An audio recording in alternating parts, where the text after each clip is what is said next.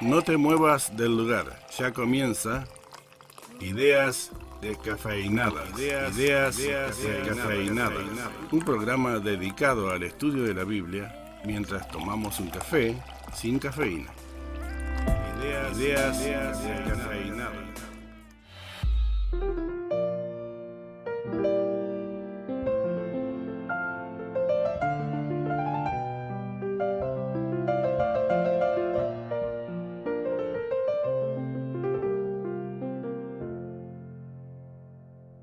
Muy buenas noches a todos los oyentes de Radio Nuevo Tiempo Libertador. Estamos iniciando un nuevo programa de Ideas Descafeinadas. Queremos pedirles disculpas a los usuarios de nuestro podcast, que la semana pasada no pudimos subir el episodio, pero ya estamos nuevamente subiéndolo. Y bueno, antes de empezar les vamos a recordar, como siempre, los medios de comunicación que tenemos. El contacto con la radio lo pueden hacer a través de celular, que tiene WhatsApp también. Es el 3434 56 85 30. Lo repito para que lo anoten. Es el 3434 56 85 30.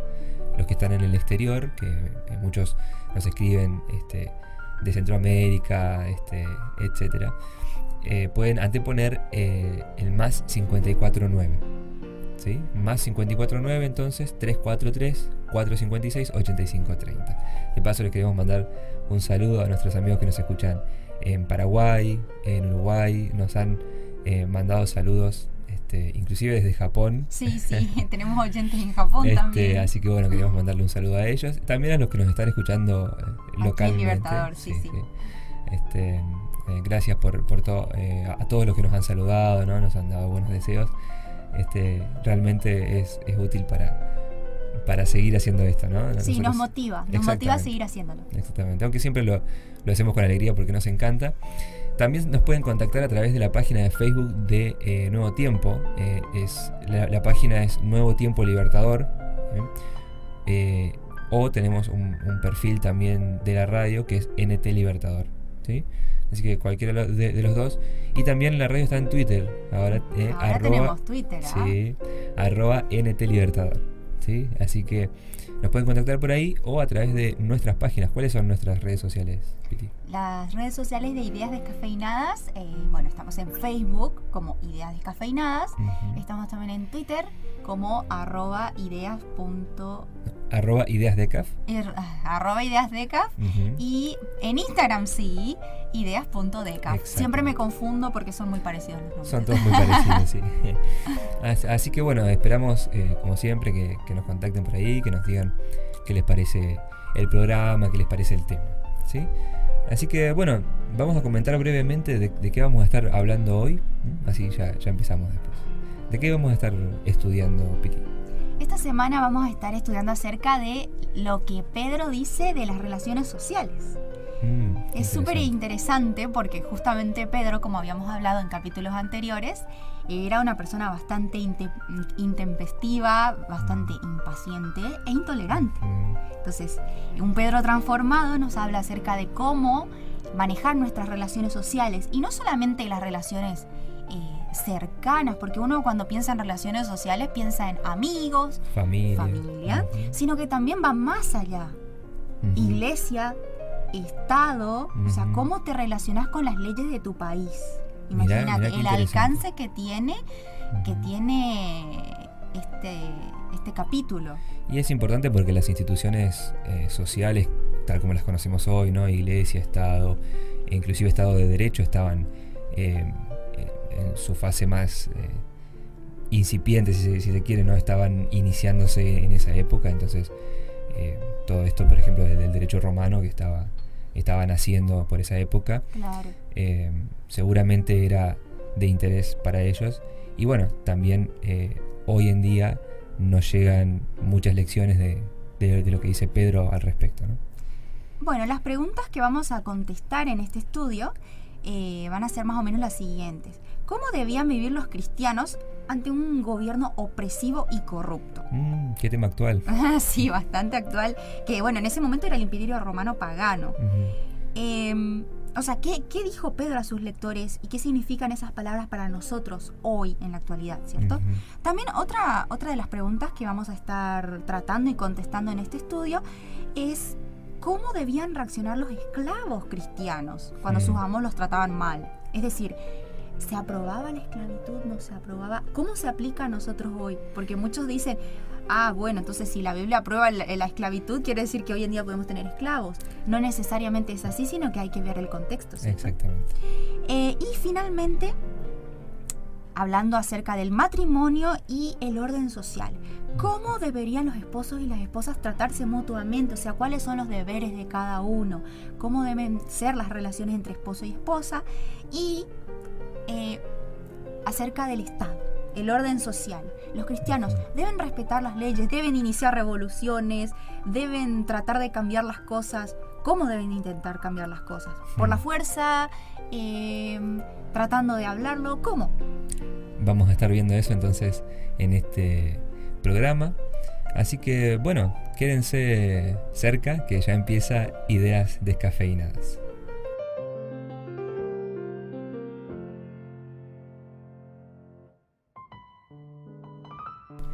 Antes de comenzar con este estudio, vamos a hacer una oración para que el Espíritu Santo nos acompañe en este repaso de la lección. Bueno, oremos. Querido Padre que estás en los cielos, gracias porque podemos estar haciendo un programa más. Te pedimos que te quedes con nosotros y con nuestros oyentes y que podamos encontrar las preciosas lecciones que tenés para nosotros a través de este texto. Te lo pedimos humildemente en el nombre de Jesús. Amén. Amén. Bueno, antes de empezar me gustaría hacer referencia a algo que dijo el economista y sociólogo Karl Marx en el año, no sé si lo dijo o lo escribió, pero se publicó en el año 1844. 1844, qué coincidencia. Es una fecha, para los que son adventistas, conocen que en 1844 ocurrió este evento que se conoció como el Gran Chasco, ¿no? Donde el movimiento adventista. Que recién comenzaba esperaba que Jesús viniera, ¿no? Por esa fecha. Entre paréntesis. Entonces, bueno, durante este año Marx escribía la famosa frase: la religión es el opio de los pueblos. Sabemos a qué se refiere, ¿no? O sea, el opio es una sustancia, digamos, de la que nace el nombre opiáceos, es decir, todas las otras drogas y sustancias que embotan los sentidos de esa manera se llaman opiáceos, en honor, por así decirlo, haciendo referencia al opio, ¿no? Que, bueno, justamente es una sustancia que consumida embota los sentidos, ¿no? Impidiendo a la persona que lo consume quizás ser sensible a lo que pasa a su alrededor, ¿no? Bueno, Karl Marx decía que la religión es como el opio, ¿no? Es decir, él veía como las religiones en general y el cristianismo en particular enseñaban a sus feligreses, a sus fieles, a someterse ciegamente a la autoridad y a aceptar las condiciones en las que se tenían que vivir. Bueno, Marx sostenía esto y él veía que esto impedía a las masas darse cuenta del potencial que tenían para cambiar la sociedad. Él, a partir de esto, armó toda una teoría del conflicto, ¿no? O sea, es decir, él creía que la sociedad va a cambiar siempre a través de un conflicto con la autoridad, de las famosas revoluciones. Exacto, su corriente de pensamiento era el materialismo dialéctico. La dialéctica justamente implica esto, ¿no? Que hay una posición y después hay una posición antagonista y que hay un conflicto entre ellas y después entonces se crea una nueva posición a través del conflicto. Es básicamente una teoría del conflicto, ¿no? Entonces, por supuesto, digamos que en su ecuación intelectual no incluía a Dios, claro, ¿no? Y entonces, por ahí, si uno saca a Dios de la ecuación puede tener bastante sentido, pero cuando lo metemos en la ecuación nuevamente, vemos que hay cuestiones en conflicto. Claro, y puede haber un punto de vista diferente y esto, digamos, esta es la perspectiva que por ahí Pedro nos quiere dar en el texto, en los textos que vamos a estar leyendo ahora, ¿no? Nuestro estudio está basado en 1 de Pedro 2, del 13 más o menos hasta el 3, algunos versículos del capítulo 3, ¿sí? Entonces, vamos a empezar leyendo 1 de Pedro 2, 13 al 17, a ver qué tiene él para decir acerca de la Iglesia y el Estado. ¿Querés leerlo, Piti? Sí. Dice, estén sujetos a toda institución humana por causa del Señor, ya sea al rey como quien ejerce soberanía, o a los gobernantes como quienes han sido enviados por él para el castigo de los que hacen el mal y para la alabanza de los que hacen el bien.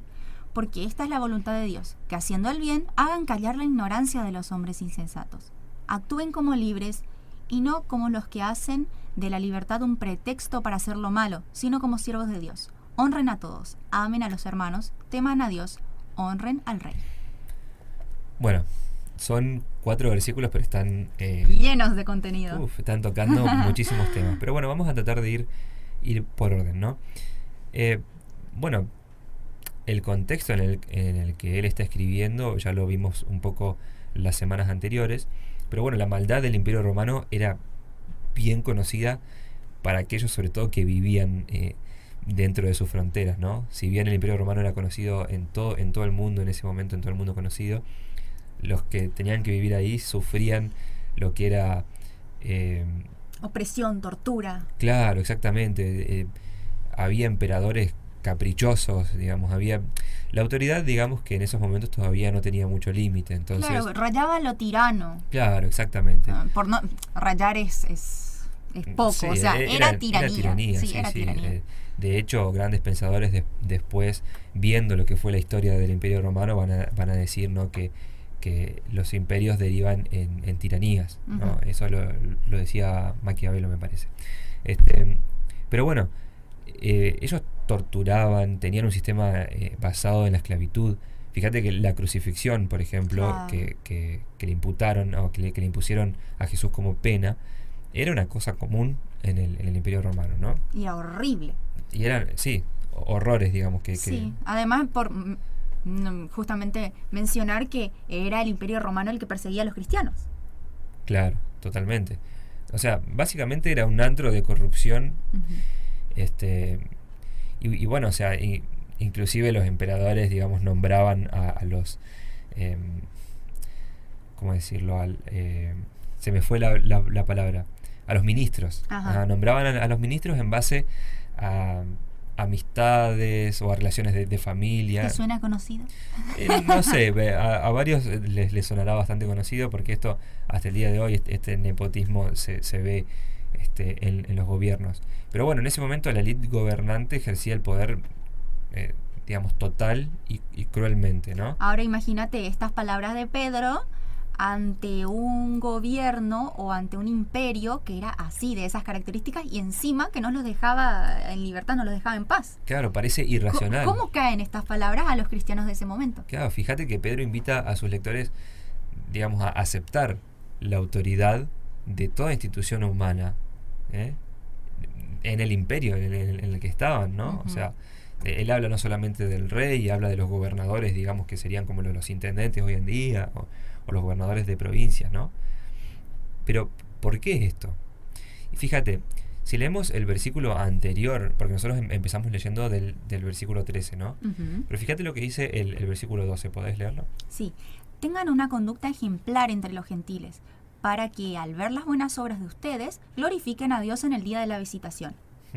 Esto ya nos puede dar una pauta, ¿no? Uh-huh. Fíjate que dice, tengan una conducta ejemplar entre los gentiles, para que ellos, al verlos, glorifiquen a Dios. O sea, es para dar un testimonio, ¿no? Claro. ¿Qué testimonio puede uno dar teniendo una actitud abiertamente rebelde y violenta? Claro. Sabemos que Dios es un Dios de paz, ¿no? Uh-huh. Entonces, acá ya tenemos un indicio de más o menos a qué se refiere Pedro. Claro, porque, del objetivo de lo que está diciendo. Claro, él venía hablando justamente de esto, ¿no? De las actitudes. Uh-huh. Entonces, quizás siempre se habla de que un texto fuera de contexto es un pretexto, ¿no? Entonces, quizás tenemos que tener cuidado a veces al sacar simplemente estos versículos de contexto y decir, bueno, no, hay que, no sé, someterse ciegamente, por más de que muchas veces esté en contra de los principios bíblicos. Exactamente. No, el principio de base acá es justamente dar un buen testimonio, ¿no? Uh-huh. Tener una buena conducta, y eso incluye el respeto por la autoridad, ¿no? Claro. Fíjate que después en el versículo 16 dice, actúen como libres, y no como los que hacen de la libertad un pretexto para hacer lo malo. Un palo. Claro. Un palazo. Porque aparte acá está hablando de la libertad en los términos en los que los cristianos los entendemos y en los términos en los que habla la Biblia, ¿no? No libertinaje, sino libertad. Claro, libertad, dice, usen la libertad para hacer lo bueno, no como los que usan la libertad como un pretexto para hacer lo malo. Es decir, entonces, acá ya se va dilucidando, digamos, que mientras el sistema legal no entre en contraposición con lo que Dios nos pide, y con los principios de honradez, etcétera, que tenemos en la Biblia, usemos eso para hacer lo bueno, ¿no? Y también en el versículo 17 repite, respeten a todos. Bueno, dice honren a todos, pero se puede interpretar también como un respeto. De hecho, la nueva versión internacional lo traduce así, respeten a todos, respeten al rey, etcétera. Seguramente Pedro escribe esto porque los primeros cristianos, digamos, ante la opresión del Imperio Romano, habrán querido, a través de la política, digamos, entramar en contra del imperio.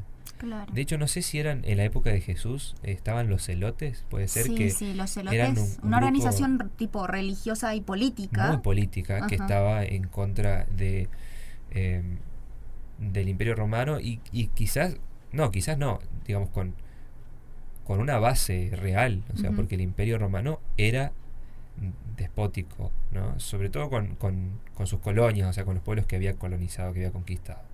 Pero acá Pedro es claro, o sea, Dios no nos llama a revolucionar la sociedad por medio del conflicto. Sobre todo porque el conflicto implica violencia.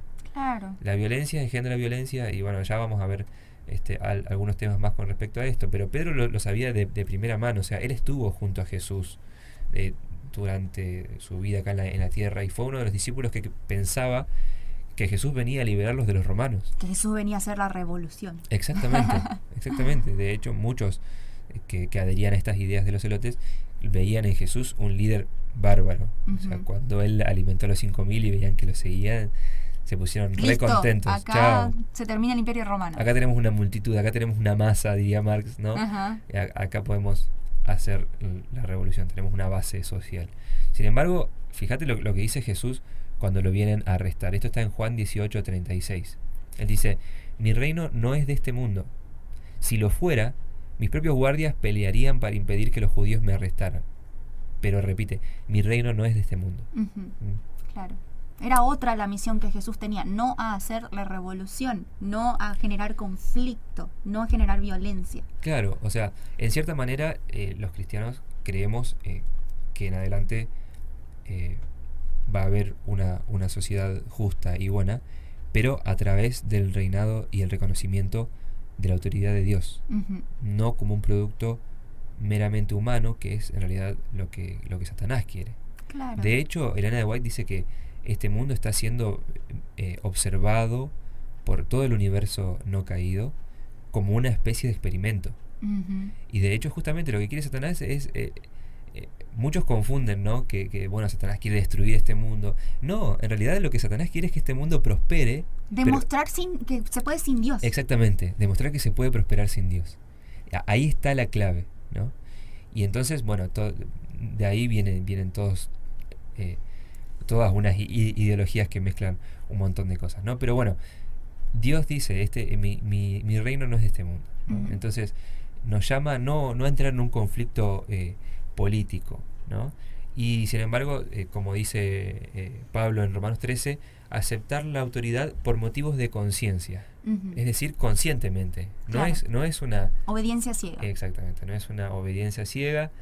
Entonces, si se nos pide, vemos un ejemplo claro de esto en la película que salió hace poco, Hacksaw Ridge, del soldado adventista. Adventista, ¿no? Que él, por motivos de conciencia, no iba a portar un arma, no iba a matar. Y vemos que... Pero él cumplió con su país, o sea, cumplió con su parte, que fue claro, ayudar a los heridos, y, o sea, recibió honores por eso y fue admirado, pero más que nada demostró lo que es ser un cristiano dentro de un país regido por leyes, incluso un país que está haciendo la guerra. Exactamente, un país básicamente guerrero. Y bueno, vemos que Dios bendijo eso y le permitió dar testimonio. Le permitió seguir viviendo para para ayudar a más personas. Exactamente. Imaginémonos si él hubiera dicho, no, este estado es totalmente corrupto, ¿no? Es totalmente humano, entonces yo me voy a encerrar en mi iglesia a leer la Biblia. Probablemente muchos de los compañeros de él nunca hubieran escuchado o nunca hubieran tenido ese poderoso testimonio, ¿no? Obviamente acá, como dice Pablo, son motivos de conciencia, ¿no? Así que acá hay una cuestión muy personal. Cada uno sabe, digamos, a qué se está sometiendo, ¿no? Y algo muy importante es lo que mencionabas vos, ¿no? Que someterse a las autoridades no implica desobedecer a Dios, ¿no? Sino respetar un orden de autoridad, que de paso Pedro dice que está establecido por Dios, ¿no? Porque Dios permite que haya estos emperadores. Y fíjate que cuando entran en colisión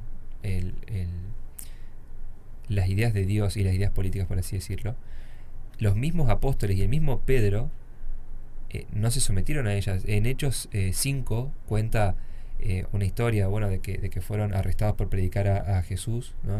Por el Sanedrín, fueron liberados por un ángel. Se escaparon de la cárcel. Exactamente, Dios, exactamente, se escaparon de la cárcel, ¿no? Y siguieron predicando en contra de una orden expresa de que no lo hicieran, ¿no? Y entonces cuando el Sanedrín los vuelve a apresar porque tenían tanta mala suerte que los apresan de nuevo, ¿no? Y los interpelan con respecto a este desacato, ¿no? Y Pedro les dice, es necesario obedecer a Dios antes que a los hombres. Podemos conectar esto con lo que decía Jesús, de dada al César lo que es del César y dada a Dios lo que es de Dios. Claro. Entonces vemos en la Biblia que hay una prelación de autoridades. Por encima de toda autoridad está la autoridad de Dios, ¿no? Dice, es necesario obedecer a Dios antes que a los hombres. Eso está en Hechos 5:29. Y con esto también me gustaría hacer una mención y que recordemos y que oremos por nuestros hermanos que están en Oriente, ¿no? Porque allí es complicado. Sí, es complicado, primero cultural y religiosamente, y después eso se traduce en leyes, sobre todo en los estados que son más que nada religiosos, islámicos, donde algunos gobernadores malinterpretan ciertas cosas y bueno, están oprimiendo bastante a los hermanos cristianos de todas las denominaciones, ¿no? O sea, no solamente adventistas. Así que bueno, vamos o los invitamos a orar por ellos también y a recordar eso en estos momentos, porque para nosotros quizás sea un poco fácil hablar de esto de la autoridad, pero ellos están viviendo justamente una autoridad que es opresiva, ¿no? Pero bueno, Pedro entonces dice, es necesario obedecer a Dios antes que a los hombres. Y como para mencionarlo también, ¿podés leer lo que dice en Levítico 19:18? Dice, no te vengarás ni guardarás rencor a los hijos de tu pueblo. Más bien amarás a tu prójimo como a ti mismo. Yo, el Señor. Claro, fíjate que acá está el principio de base. Claro. Nosotros hablábamos justamente del principio. Dice, no te vengarás, ¿no? Mía es la venganza, dice el Señor. No es nuestro deber realizar la revolución para cambiar la sociedad de una manera violenta. Exactamente. Sí, una revolución, ojo, porque el cristianismo implicó e implica hoy en día una revolución. Pero no del tipo de revolución que, por ejemplo, proponía Marx, que era como tipo, salgan y golpeen todo y rompan todo y echen a todos los claro, tiranos, digamos. Eso no es nuestra tarea. Claro, porque aparte lo que viene después de eso es otro gobierno humano que siempre va a fallar, ¿sí? Entonces, nuestra tarea con respecto al Estado es obedecer lo que esté de acuerdo con Dios y después, bueno, por motivos de conciencia, obedecer a Dios antes que a los hombres, ¿no? Y Dios va a bendecir eso. Leemos en 1 de Pedro 2, 18 al 23 para seguir con nuestro estudio acerca de lo que Pedro dice de los amos y esclavos. ¿Será que Pedro ha apoyado la esclavitud? ¿A vos qué te parece? Vamos a ver. ¿Querés leer? Dale, 1 de Pedro 2, 18 al 23 dice así: Siervos, estén sujetos con todo respeto a sus amos, no solamente a los que son buenos y comprensivos, sino también a los severos. Porque esto es aceptable, que alguien soporte aflicción y padezca injustamente por tener conciencia de Dios. Porque, ¿qué de notable hay si cuando cometen pecado y son abofeteados lo soportan? Sin embargo, si lo soportan cuando hacen el bien y son afligidos, esto es aceptable delante de Dios. Pues para esto fueron llamados, porque también Cristo sufrió por ustedes, dejándoles ejemplo para que sigan sus pisadas. Él no cometió pecado ni fue hallado engaño en su boca. Cuando lo maldecían, él no respondía con maldición. Cuando padecía, no amenazaba, sino que se encomendaba al que lo juzga todo con justicia. Estos versículos hablan de un tema bastante delicado, ¿no?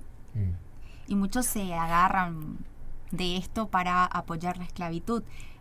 Es sabido que en Estados Unidos, en los años en que se peleaba por la abolición de la esclavitud, muchos cristianos, porque en ese momento Estados Unidos era un país que se caracterizaba por ser un país protestante. Protestante, claro. Eran casi todos calvinistas los primeros colonos, ¿no? Ajá. Y tenían esclavos. Entonces se agarraron de estos versículos para decir que la Biblia avalaba la esclavitud. Exactamente. Pero bueno, ¿qué clase de esclavitud sometían estos primeros colonos? Sí, había de todo, ¿no? Sí. O sea, había desde los que se agarraban, los que no les importaba nada, por así decirlo, y tenían esclavos como en la época romana, que eran simplemente objetos. Había otros que los trataban bien, pero bueno, al fin y al cabo esclavitud es esclavitud, ¿no? Claro. Y lo defendían con estos versículos. Y en estos temas hay que tener en cuenta una palabra clave que es el contexto. Exactamente. El contexto. En ese momento se hablaba de la esclavitud en términos muchas veces de personas que estaban pagando sus deudas. Ajá. Entonces, esta persona que pagaba, digamos, sus deudas debía lealtad, respeto y servicio a su amo. Sí, el término acá que usa Pedro es doulos, ¿no? Justamente incluye una variedad de funciones, digamos, no una sola.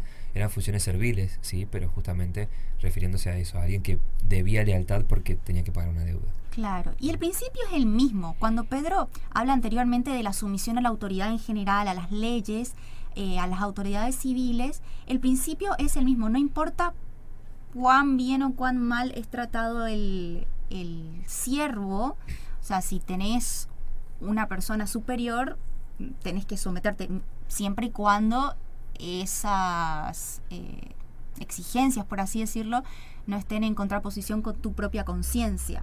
Claro, o sea, obedecer, ¿no? A partir de una conciencia de Dios como la autoridad última, ¿no? Claro, de última no te quedaba otra en ese momento, vamos a ser sinceros, a los esclavos no les quedaba otra que confiar en la promesa de Dios que decía, mía es la venganza, yo daré el pago. Claro. O sea, Marx se estaría retorciendo en su tumba en este momento. Sí, probablemente. Por esto, por el hecho de el mandamiento de ser sumisos a la autoridad, pero no nos corresponde a nosotros hacer la guerra. Claro. Sino dejarle a Dios que se ocupe de la situación. Y bueno, este mismo principio se aplicaba también a los esclavos. Y podemos hablar en términos modernos. Claro. En este momento existen los empleados y los empleadores. ¿Y sí, en realidad hay un montón de relaciones de autoridad a las que se puede referir tranquilamente el principio de este texto, ¿no? Por ejemplo, qué sé yo, un profesor con respecto a un alumno, ¿no? Alguien que está guiando una tesis, por ejemplo, ¿no? Sí, me habrá pasado. No con mi director de tesis. Mi director de tesis fue bueno. Qué bueno. Te tocó uno bueno. Sí. Bueno, padres con hijos, cualquier relación en la que uno tenga una autoridad, ¿no? La policía, por ejemplo. Si te para un agente de tránsito y te dicen, mira, te vamos a hacer una multa por tal o cual cosa, ¿no? Acá en Argentina es todo un tema, el tema del tránsito, ¿no? Bueno, fijémonos, ¿no? Y en realidad podemos estar todo el día mencionando relaciones de autoridad porque la autoridad nos atraviesa, digamos, en nuestra vida cotidiana en todos los ámbitos. Y bueno, estaría bueno aplicar estos principios, ¿no? La base aquí no es ser un tonto, digámoslo así, no es ser un tonto y dejar que te pisoteen y todo, sino ser testimonio, decía Pedro. Entonces... Y también Pablo menciona esto, ¿no? Ajá. Está bueno veíamos cuando hablábamos del Estado y la Iglesia que Pablo habla de esto en Romanos 13. Ajá. Y acá también, con respecto a este tema, en Efesios 6, del 5 al 8, dice así: siervos, obedezcan a los que son sus amos en la tierra con temor y temblor, con sinceridad de corazón, como a Cristo. O O sea, sírvanlos como a Cristo, no sirviendo solo cuando se les está mirando, como los que quieren quedar bien con los hombres, sino como siervos de Cristo, haciendo la voluntad de Dios con ánimo. Sirvan de buena voluntad como al Señor, no como a los hombres, sabiendo que el bien que haga cada uno, eso recibirá de parte del Señor, sea siervo o libre. Está buenísimo porque dice, hagan lo que tengan que hacer, pero no lo hagan por la autoridad terrenal, sino háganlo como quien lo está haciendo para Dios, porque Dios te está mirando todo el tiempo, ¿no? Y no con esto queremos enfatizar una idea de que Dios te está mirando para castigarte, te está mirando como un nabo, digamos, inflexible, sino que estás en la presencia de Dios. Es otra cosa, ¿no? Y esto es algo que me encanta también de la cultura judía, ¿no? Muchos simbolismos que tienen son para recordar que todo el tiempo estamos en la presencia de Dios. Por lo tanto, todo lo que hacemos es como si lo estuviéramos haciendo para Dios y delante de Dios, ¿no? Y entonces cuando tomamos nuestras responsabilidades de esa manera, ya sea que seamos alumnos, como en nuestro caso, o tengamos algún otro tipo de relación de autoridad, que hagamos cada cosa como si lo estuviéramos haciendo delante de Dios, porque en realidad es así, ¿no? Y les dejamos una pregunta para reflexionar acerca de esto. Vamos a traerlo a la actualidad, al tema de los empleados, los empleadores. A lo mejor tu trabajo es independiente, pero tenés personas a quienes rendirle cuentas. Claro. Entonces, la pregunta es, ¿qué efecto tendrá mi relación con mi empleador o con las personas con las que me relaciono en el trabajo, en la vida cotidiana, a las que tengo que rendir cuentas, que observan mi conducta diaria como creyente? Yo personalmente trabajo en una escuela pública, claro, a la mañana, y a veces me detengo a pensar qué imagen estoy dando ante estas personas que la mayoría de ellas se manejan en un contexto totalmente secular. Y bueno, la escuela acá es laica, entonces no se habla de Dios en ningún momento, y hay muchos niños que tal vez preguntan cosas y cómo contestarles, o a las maestras que también preguntan, ¿cómo es tu vida cotidiana? ¿Qué haces? O sea, ¿qué haces los fines de semana? ¿Cómo demostrás tu conducta cristiana ante esas personas? Claro, justamente, y quizás sea útil preguntarnos, ¿no?, ante cada cosa que tengamos que hacer, ¿qué efecto va a tener esto sobre los que observan mi conducta? No como quien está pendiente de lo que piensen nosotros por lo que piensan nosotros, sino justamente como quien está dando testimonio, ¿no?, de Dios. También Pedro se refiere a otra relación social que es muy importante, el matrimonio. Que ha sido motivo de bastante contienda entre muchas personas. O sea, ¿qué papel cumple la esposa? ¿Qué papel cumple el esposo? Vamos a ver qué dice la Biblia. En 1 de Pedro 3, 1 al 7 dice así: Asimismo ustedes, mujeres, estén sujetas a su marido, para que si algunos no obedecen a la palabra, también sean ganados, sin una palabra, por medio de la conducta de sus mujeres. Al observar su manera de vivir, reverente y casta, su adorno no sea el exterior, con arreglos ostentosos del cabello y adornos de oro, ni vestir ropa lujosa, sino que sea la persona interior del corazón en lo incorruptible de un espíritu tierno y tranquilo. Esto es de gran valor delante de Dios, porque así también se adornaban en tiempos antiguos aquellas santas mujeres que esperaban en Dios y estaban sujetas a su propio marido. Así Sara obedeció a Abraham, llamándolo Señor, y ustedes han venido a ser hijas de ella, si hacen el bien y no tienen miedo de ninguna amenaza. Y ustedes, maridos, de la misma manera, vivan con ellas con comprensión, dando honor a la mujer como a vaso más frágil, como a coherederas de la gracia de la vida, para que las oraciones de ustedes no sean estorbadas. Antes de que salte, digamos... Salten, no puede ser en estos tiempos. Sí, como decimos siempre, a un texto hay que leerlo dentro del contexto, ¿no? Hay un contexto histórico, inclusive un contexto del capítulo. Sabemos que escuchar esto a muchos probablemente nos provoque cierto escosor, ¿no?, cierta incomodidad, sobre todo porque, bueno, las ideas loables de igualdad entre el hombre y la mujer están muy instaladas en la agenda social hoy en día. Así que bueno, no queremos ofender a nadie, pero vamos a intentar ver realmente el principio de base. Los principios de base, ¿no? Porque bueno, justamente como decimos, esto se estaba escribiendo en un contexto histórico y cultural bastante diferente. Pero bueno, hay una pista bastante importante en el capítulo 3, en el versículo 1, acerca de qué está hablando Pedro, ¿no? Porque justamente, ¿qué dice en el primer versículo Pedro? Dice en el versículo 1, dice que está, él está hablando acerca de algunas ocasiones en que los esposos no creen en la palabra. Esto era muy común porque el evangelio recién se estaba predicando, entonces había por ahí esposas que escuchaban el mensaje y lo recibían, pero no hacían esposo. Claro. Entonces, en otras palabras, Pedro está hablando acerca de lo que debería suceder cuando una esposa cristiana está casada con un esposo que no lo es, pero no en un contexto de yugo desigual del cual habla Pablo, que, o sea, de vos sabés que tu futura pareja no es cristiana y te casas igual. Bueno, claro, ese es otro tema. Acá está hablando de personas ya casadas en la que una de las dos conoció el evangelio y la otra no lo aceptó. Claro, una esposa, una mujer que está en un matrimonio y conoce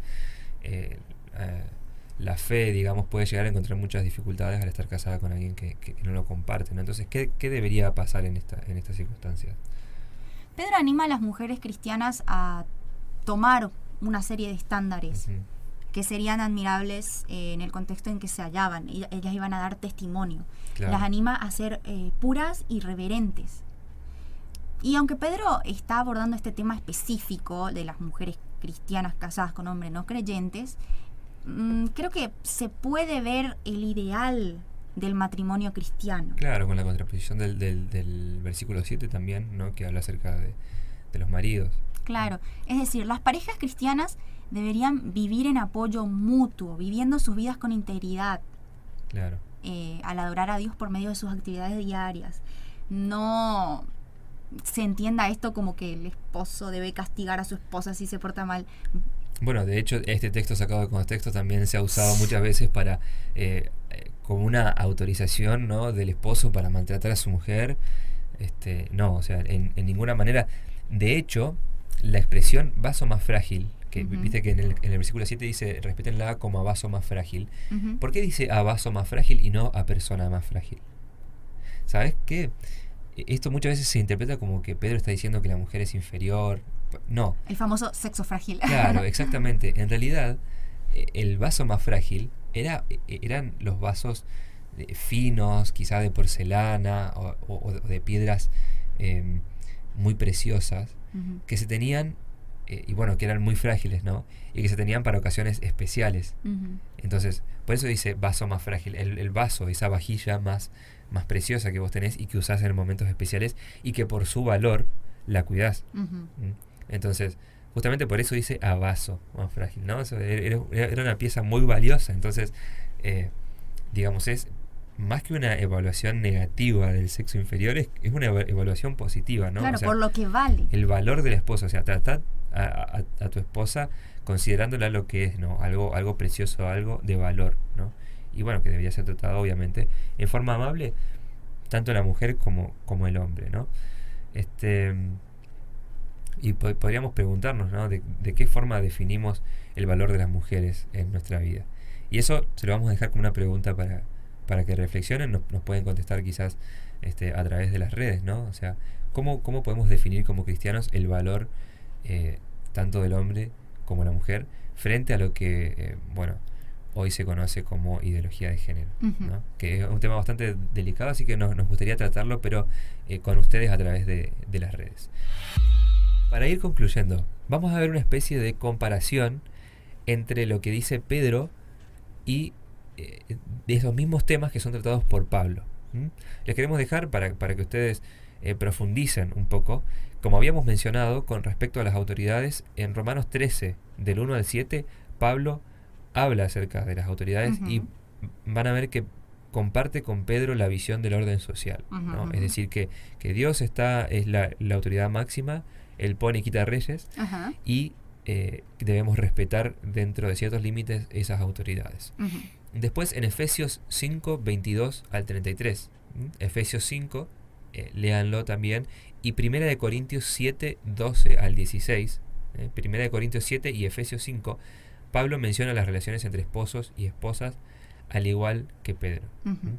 Por motivos de tiempo no podemos repasarlos, pero como decíamos, los invitamos a leerlos, y seguramente van a llegar a la misma conclusión que llegamos nosotros.